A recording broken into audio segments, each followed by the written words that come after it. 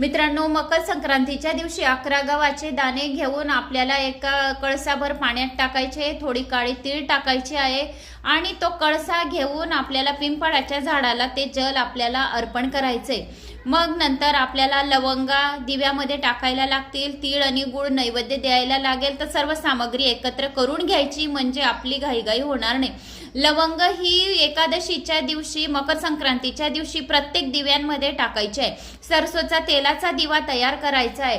सरसोचा तेलाचा दिवा आपल्याला लक्ष्मी प्राप्तीसाठी तयार करायचा आहे, कारण की याच्याने माता लक्ष्मी खूप प्रसन्न होते सरसोच्या तेलाने।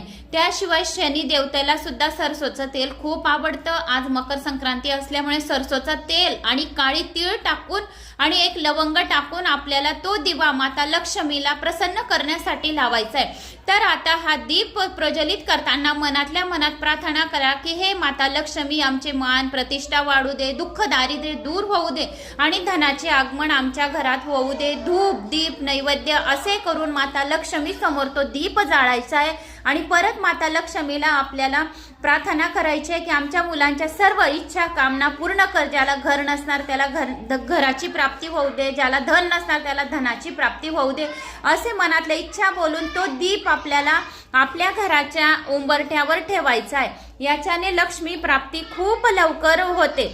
तर असा हा उपाय आपल्याला मकर संक्रांतीच्या दिवशी करायचा आहे। श्री स्वामी समर्थ। तर मित्रांनो, सर्वांना मकर संक्रांतीच्या खूप खूप शुभेच्छा। तिळगुळ घ्या आणि गोड गोड बोला।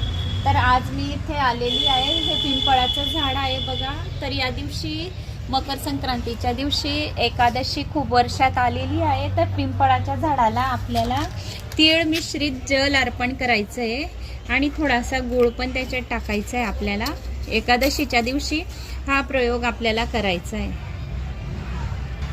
ओम नमो भगवते वासुदेवाय नमः। ओम नमो भगवते वासुदेवाय नमः। ओम नमो भगवते वासुदेवाय नमः। ओम नमो भगवते वासुदेवाय नमः। ओम नमो भगवते वासुदेवाय नमः। ओम नमो भगवते वासुदेवाय नमः। आणि तीळ आणि गूळ आपल्याला या पिंपळाच्या वृक्षाजवळ ठेवायचा आहे।